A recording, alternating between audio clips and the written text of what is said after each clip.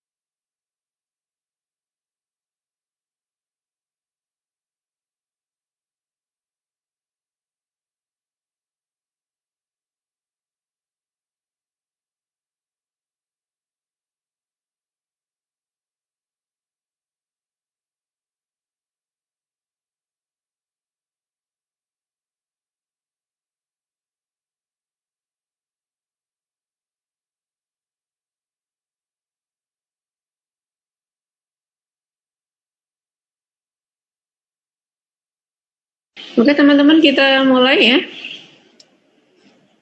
Nah nih, kita mulai saja. Nanti biar teman yang lain bergabung. Oke, sudah ready ya? Mana ini? Tidak ada suaranya. Semua nih Bu. Oke.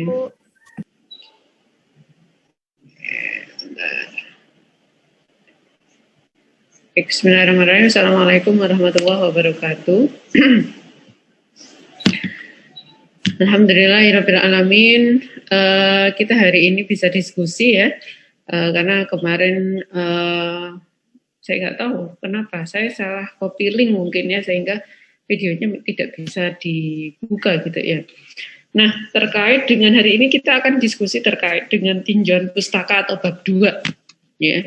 Tinjauan pustaka atau bab 2. Nah, sebenarnya di tinjauan pustaka atau bab 2 ini, teman-teman saya yakin sudah mempunyai tabungan atau simpanan teori-teori terkait dengan variabel penelitian Anda. Ya, kenapa? Karena di bab 1 Anda sudah mencari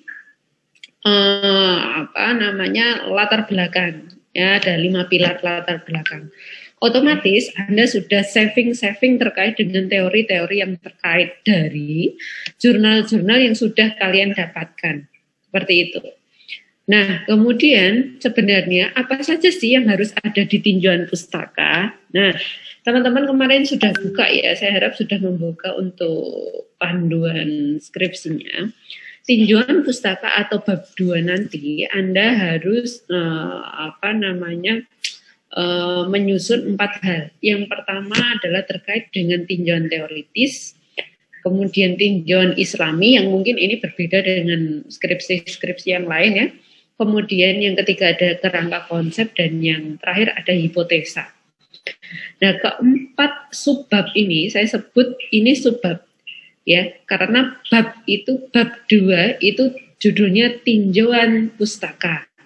Nah, di bawahnya ada subbab namanya, yang nanti Anda tuliskan A titik tinjauan teoritis. Nah, itu namanya subbab.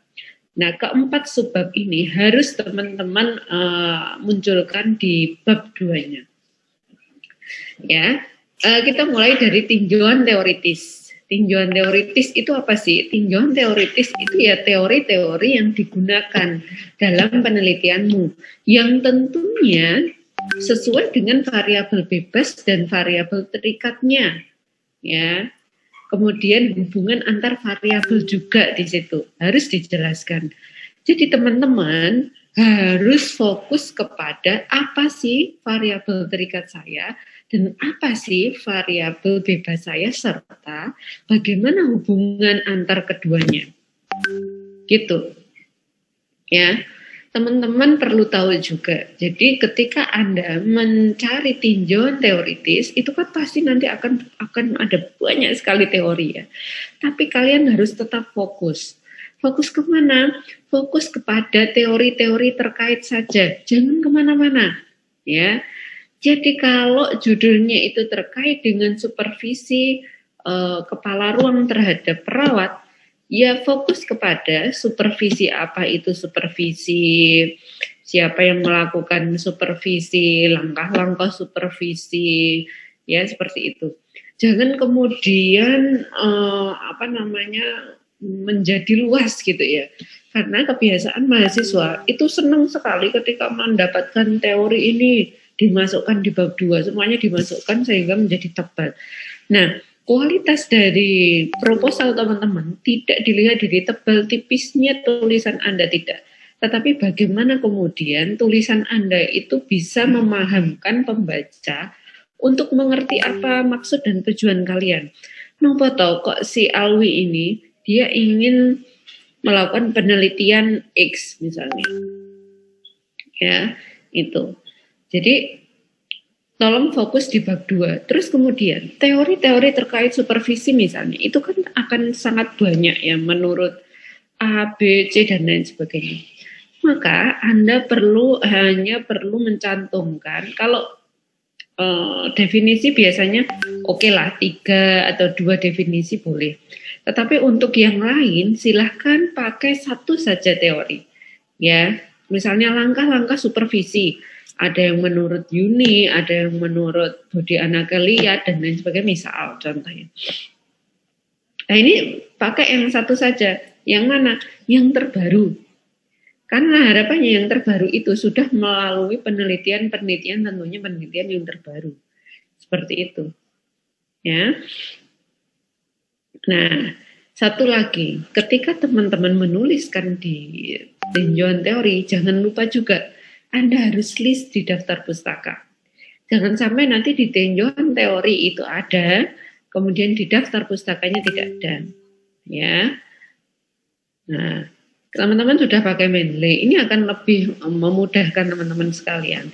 Tetapi ya akan lebih baik juga menggunakan dua cara gitu ya, menggunakan Mendeley dan manual juga. Something problem itu nanti bisa Anda lakukan checking di situ ya. Tapi kalau daftar pustaka ya paling enggak 50 daftar pustaka kan yang Anda kan nanti kan di bab 1 aja sudah akan banyak sekali, misalnya 10 sampai dengan 15 daftar pustaka. Masih di bab 1, belum di bab 2, belum lagi di bab 3, apalagi nanti di pembahasan. Itu kan akan sangat banyak. Itu tinjauan teori. Ada pertanyaan nggak? Tinjauan teori. Jadi tinjauan teori itu kesimpulannya adalah teori-teori terkait, semua teori-teori terkait dengan variabel terikat dan variabel bebas Anda. Serta nanti Anda akan ada membahas sedikit terkait dengan hubungan antar keduanya. Yang mana hubungan antar keduanya ini didapat dari hasil penelitian terdahulu. Penelitian sebelumnya di tempat yang berbeda itu gimana sih? Gitu. Berapa Bu? Cukup 1 saja. Ya. Cukup 1 saja. Ya. Terus yang kedua adalah tinjauan Islami. Teman-teman jika nanti ada pertanyaan boleh langsung bertanya ya. Yang kedua adalah tinjauan Islami. Tinjauan Islami itu menjelaskan pandangan Islam terkait dengan konsep teorinya yang dipakai. Ya, pandangan Islam ini terkait dengan supervisi atau menilai staf itu bagaimana toh? Nah, ini teman-teman di poin ini, di subbab ini teman-teman harus konsul ke LPPI ya, tahu ya LPPI ya. Nanti akan ketemu dengan Pak Iwan, akan ketemu dengan Bu Islam mungkin, akan ketemu dengan Bu Lina ya. Kalau kantornya ada di sayap sebelah selatan musola kita ya, masjid kita. Itu. Ya, nanti silakan untuk pertama searching dulu ya, cari dulu. Ya, cari dulu. Setelah itu tolong dikonsulkan. Ya, karena biasanya nanti pembimbing akan tanya ini sudah dikonsulkan belum, dengan siapa, yaitu jadi ini teman-teman harus konsul. Boleh via WhatsApp atau lebih baik nanti Anda janjian untuk kemudian secara berkelompok itu bertanya langsung gitu ya di kantornya. Itu. Terus kemudian yang ketiga adalah kerangka konsep nih. Nah, kerangka konsep itu merupakan suatu kerangka ya yang dia menjelaskan konsepnya. Jadi konsep terkait dengan masalah yang Anda teliti. Teman-teman, ketika Anda membuat kerangka konsep, kita tunjukkan contohnya. Kalau Anda membuat kerangka konsep, itu harus menggunakan 3 pendekatan. Ya, jadi ini kelihatan nggak? Menggunakan 3 pendekatan, kelihatan nggak sih? Kelihatan ya, ini contoh saja sih. Pendekatan input, proses, dan output. Ya, harus melalui 3 pendekatan itu. Ada inputnya apa, kemudian prosesnya bagaimana, outputnya seperti apa. Itu. Jadi 3 hal itu bisa kemudian Anda gunakan untuk menyusun latar belakang. Jika Anda sudah menuliskan, kalian sudah menuliskan input, proses, dan output, so langkah yang harus teman-teman lakukan adalah mencari inputnya itu apa kira-kira. Ya, hubungan supervisi kepala ruang dengan mutu layanan keperawatan misalnya. Oh, sebentar. Bu izin bertanya, judul penelitian saya ini tidak bisa. Oke, ya, sebentar ya, saya menjelaskan ini dulu. Nah, bagaimana tadi? Oh, misalnya contohnya ini, hubungan pengetahuan keluarga dengan tingkat pengabaian lansia. Nah, misalnya judulnya itu. Gimana dong Bu, saya menuliskan kerangka konsepnya. Tulis dulu inputnya apa, prosesnya apa, outputnya apa. Ya, kita tahu bahwasannya tingkat pengabaian lansia itu kan suatu hal yang tidak seharusnya dilakukan ya. Berarti inputnya di sini apa? Berarti terkait dengan pengetahuan keluarga atau faktor-faktor yang mempengaruhi tingkat pengabaian lansia itu apa saja. Nah, ya di situ ditulis faktornya. Kalau di sini dia menuliskan karena judulnya komunikasi terapeutik dengan kepuasan pasien, maka di sini penulis menuliskan faktor-faktor yang mempengaruhi kepuasan. Faktor-faktor yang mempengaruhi kepuasan itu apa saja di sini? Nah, salah satunya di sini ada komunikasi terapeutik, yang kemudian peneliti sangat tertarik untuk melakukan penelitian tersebut. Apa benar sih komunikasi terapeutik itu nanti akan mempengaruhi kepuasan? Kan seperti itu. Ya, kerangka berpikirnya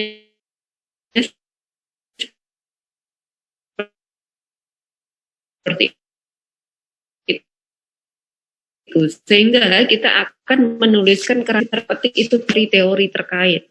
Ya, kalau bahasa medikal bedahnya kita akan cari patofisiologinya. Kenapa sih dengan adanya komunikasi itu mempengaruhi suatu perasaan puas seseorang? Nah, ini teman-teman akan mencari tahu di sini. Nah, itu masuk ke dalam unsur proses. Ya, proses. Dan di sini yang mungkin teman-teman akan bekerja keras. Bagaimana kemudian bab 1 dan bab 2-mu itu bisa digambarkan dalam satu lembar kertas di subbab kerangka konsep. Oke, pelan-pelan. Nah, kalau contoh ini masih belum tepat ya. Ini konsulan mahasiswa kebetulan. Kenapa? Karena di sini langsung komunikasi terapeutik mempengaruhi tingkat kepuasan. Nah, tapi ini masih ada pertanyaan, ya. Dia harus melakukan revisi. Kenapa? Nah, pertanyaannya, kok bisa sih komunikasi terapeutik itu bisa mempengaruhi tingkat kepuasan atau bisa mempengaruhi kepuasan? Ada apa dengan komunikasi?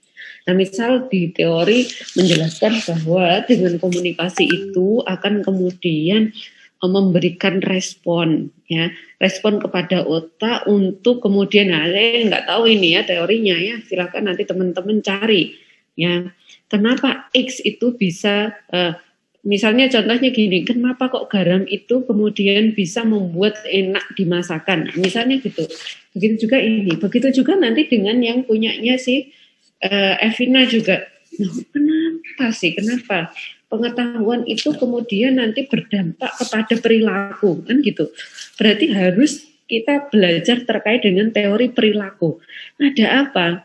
Ya, kenapa pengetahuan itu mempengaruhi perilaku? Nah, ini yang harus kita cari.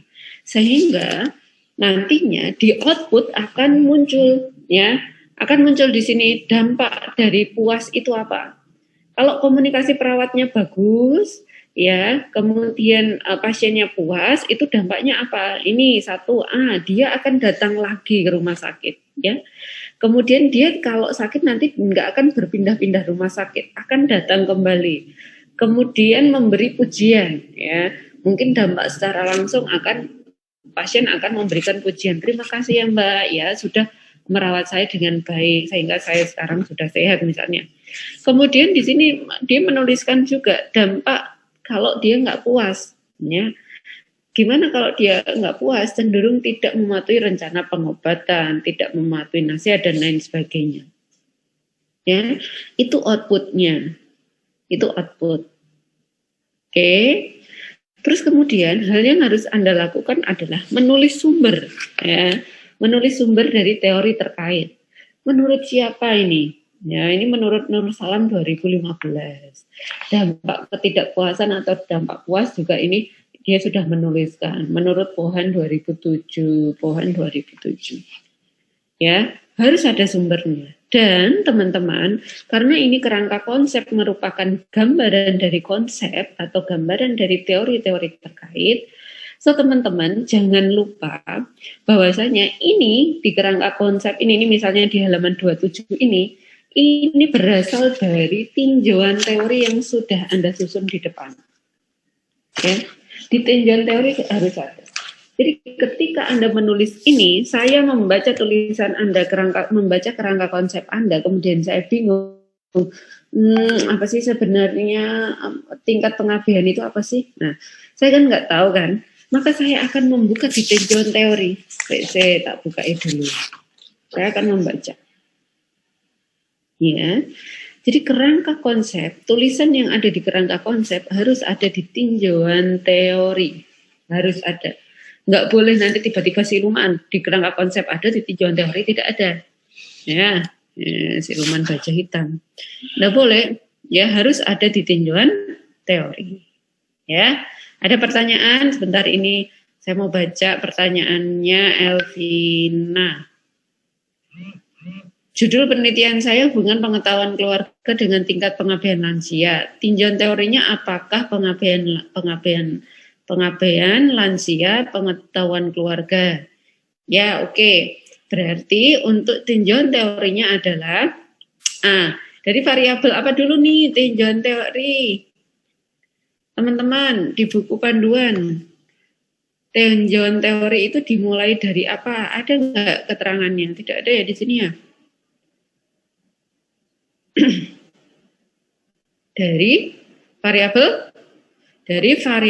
terikatnya. Jadi dari poin masalahnya, ya. Jadi apa itu pengabaian lansia? Ya. A, pengabaian, terus kemudian B, lansia, kemudian C, apa itu pengabaian lansia? Seperti itu, ya. Jadi apa sih itu pengabaian? Mungkin gini ya, tinjauan teori gitu. Terus kemudian pengabaian lansia. Terus kemudian ada sub-bab lagi, apa itu pengabaian, kemudian apa itu lansia, terus kemudian apa itu pengabaian lansia. Biar fokus gitu ya, biar jelas. Terus kemudian apa itu keluarga. Keluarga juga harus dijelaskan ya Mbak ya, keluarga.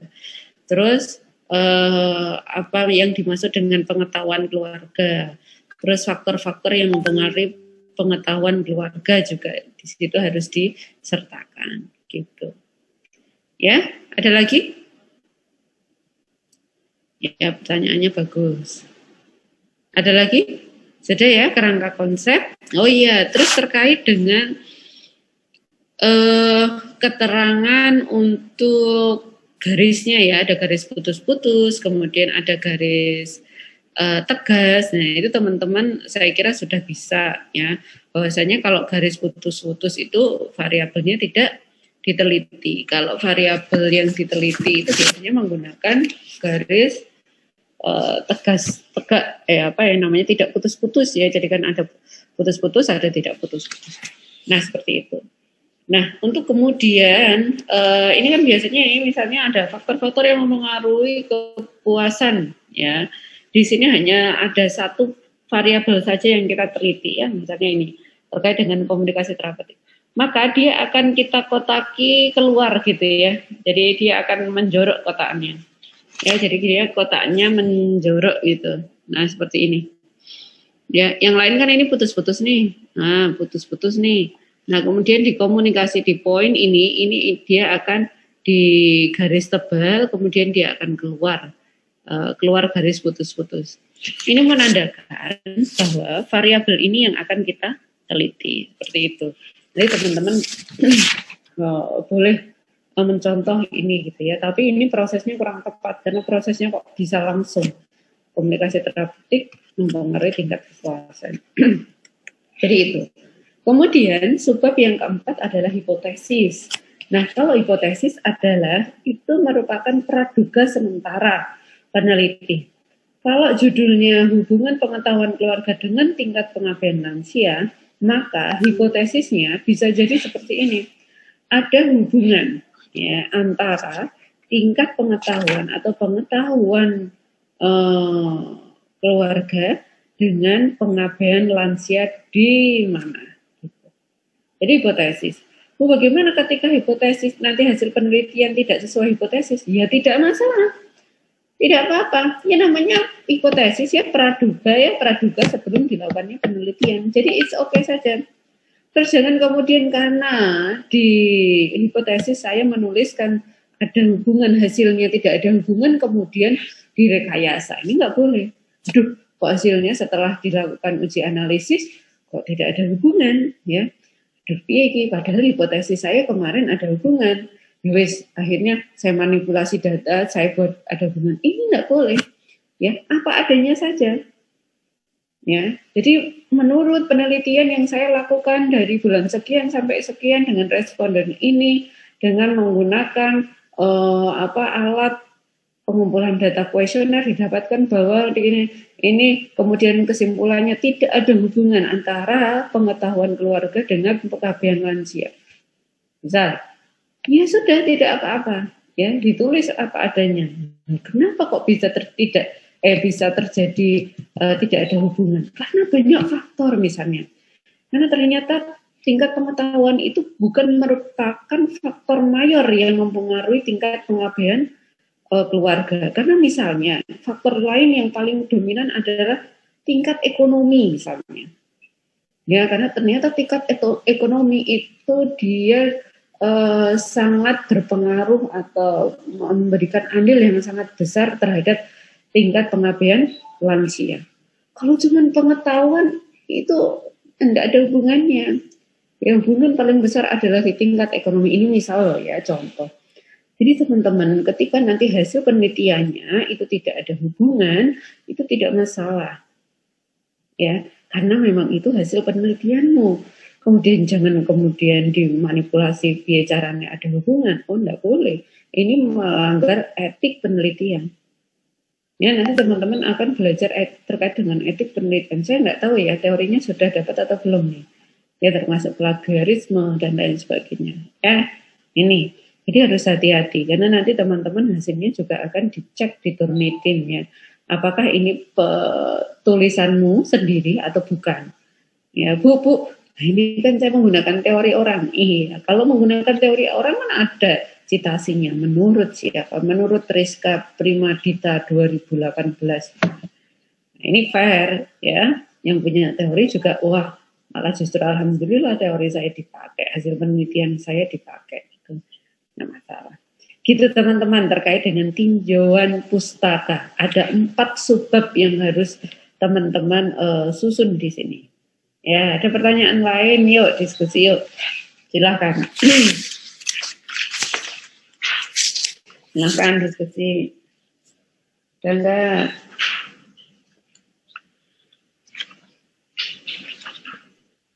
nah ini misalnya contoh satu nih ya.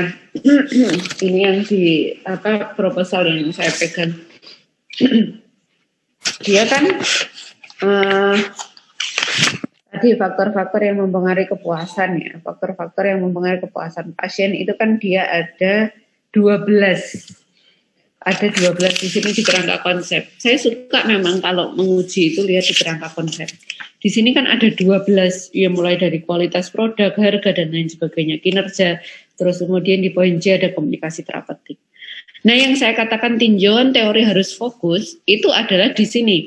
Anda tidak perlu menjelaskan secara detail apa itu kualitas produk, apa itu harga dan lain sebagainya. Karena kita bahasanya nggak di sini, bahasanya ada di komunikasi terapeutik di sini.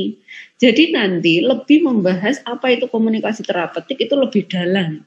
Ya, mau komunikasi terapeutik pakai 5 bab, sub-bab juga tidak apa-apa kalau memang itu dibutuhkan teorinya.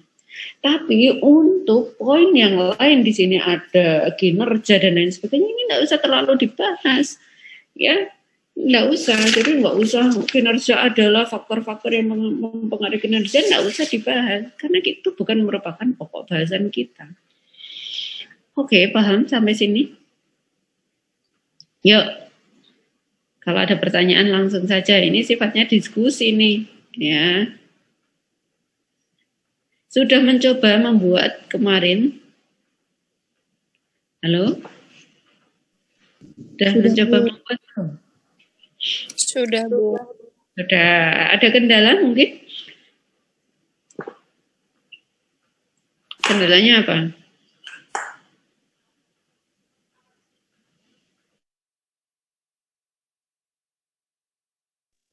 Nah, Ibu, mungkin yang mohon sudah ya, Mbak. izin bertanya, Bu. Keluar Boleh. dari topik kita hari ini, Bu, izin bertanya, untuk lokasi tempat penelitian itu bisa dirubah nggak ya, Bu? Boleh. Ya, boleh saja. Baik. Ya, tapi Ya, Bu, sebisa terima mungkin kasih. nanti ketika nanti ujian proposal Anda sudah mantap gitu penelitiannya mau di mana. Karena nanti akan ditanyakan alasan Anda melakukan penelitian di tempat tersebut. Ya, jadi harus banyak diskusi dengan pembimbing nanti kalau sudah ketemu pembimbingnya. Ini tempatnya bagaimana? Anda juga harus sudah mempunyai argumentasi alasan. Ya kenapa kok saya melakukan penelitian di sini? Ya misalnya ini pengabdian lansia. Anda harus lakukan studi pendahuluan. Bagaimana pengabdian lansia? Jangan-jangan di Nogotirto, di Cambahan, pengabdian lansia itu sangat banyak gitu ya. Nah makanya Anda tertarik untuk melakukan penelitian di Nogotirto. Kenapa? Pengen tahu sebenarnya apa sih faktor dominan yang mempengaruhi sehingga lansia itu diabaikan. Nah seperti itu. Jadi studi pendahuluan itu sangat penting untuk menggali informasi-informasi primer. Ya, informasi primer itu dalam artian sebagai bahan kita untuk nantinya berargumen atau memberikan alasan ketika kita ditanya, kenapa kok lu melakukan penelitian di lokasi ini seperti itu. Begitu juga nanti ketika Anda melakukan penelitian di rumah sakit. Ya, di latar belakang sudah Anda ceritakan ya, tetapi juga teman-teman harus mempunyai alasan kenapa kok melakukan penelitian di sini. Dan nanti kalau memang tidak disetujui pasti akan diberikan masukan kepada pembimbing ataupun penguji. Nah, walaupun seperti itu teman-teman juga harus mempunyai alasan yang kuat. Kenapa kok melakukan penelitian di sini? Alasannya itu apa? Tuh. Gitu ya, Rina ya. Ada yang lain? Ada yang lain? Yuk kita diskus yuk. Ini demi teman-teman juga ini. Kira-kira pernah ada kendala apa? Ibu izin bertanya. Boleh. Bu, tadi kan di dalam tinjauan layar itu nanti kita membahas tentang variabel terikat, variabel bebas, sama hubungan keduanya ya Bu ya? Betul. Nah, untuk hubungan keduanya, kita ngambil penelitian sebelumnya seperti itu Bu? Betul, iya. Penelitian sebelumnya. Nah nanti teman-teman di bab 3 itu kan juga harus ada penelitian sebelumnya ya. Paling tidak ada 4. Kalau saya minimal 4 penelitian sebelumnya. Jadi nanti di hubungan antar variabel teman-teman akan membuat suatu resume. Resume itu adalah seperti ringkasan. Hubungan antar keduanya itu bagaimana? Ya, hubungan antara pengetahuan keluarga dengan tingkat pengabdian itu bagaimana? Ya, di situ. Di teori akan ada juga. Ya, di teori mungkin akan ada juga. Ya, pasti akan ada di situ. Teman-teman harus mencari hubungan antara keduanya itu piye toh? Ada apa? Ya, apakah dia itu saling terkait atau bagaimana? Itu dituliskan, dicari di situ. Ya, teori tentang dua hal tersebut dan hasil penelitian, kemudian Anda resume, kemudian dituliskan di subbab ketiga dari bab kedua. Ya, subbab itu di bawahnya, bab itu atas. Jadi dituliskan di subbab atau poin hubungan antar variabel di bab yang kedua di tinjauan pustaka atau tinjauan teori. Gitu. Ya, itu ada di teori, ada, pasti ada, dan di penelitian terdahulu juga ada. Ya, nanti dicoba dicari karena mungkin Anda belum mencari, ya. Jadi mungkin masih apa iya ya, nah gitu. Nanti setelah mencari, oh iya seperti ini. Nah, besok kita akan coba diskusikan nih hubungan antar variabel. Seru pasti. Ada lagi? Baik Ibu, terima kasih. Oke. Ada lagi selain Mbak Dian, Erina? Ya.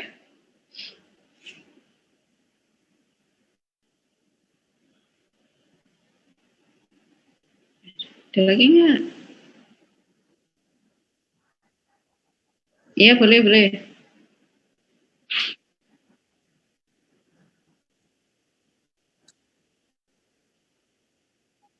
Tempat penelitian ya, mulai Anda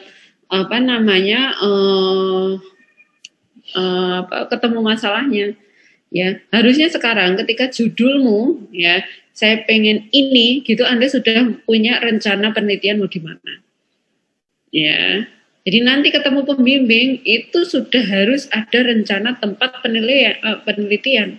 Sudah harus punya.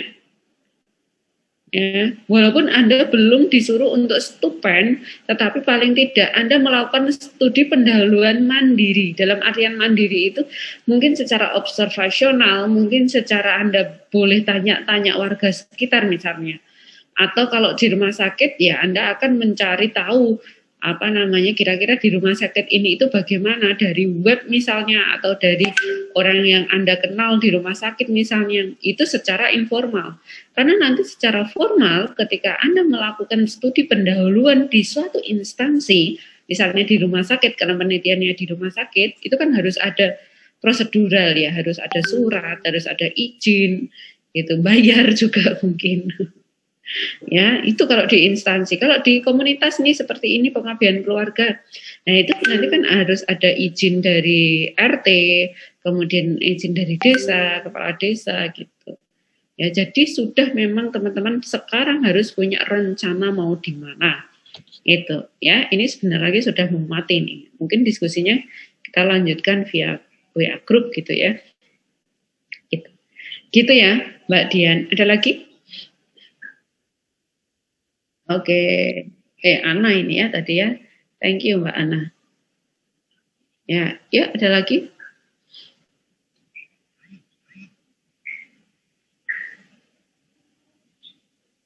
Ibu, variabel terikat saya akan kan pengabdian lansia. Kemudian output kerangka konsep saya berarti pengetahuan.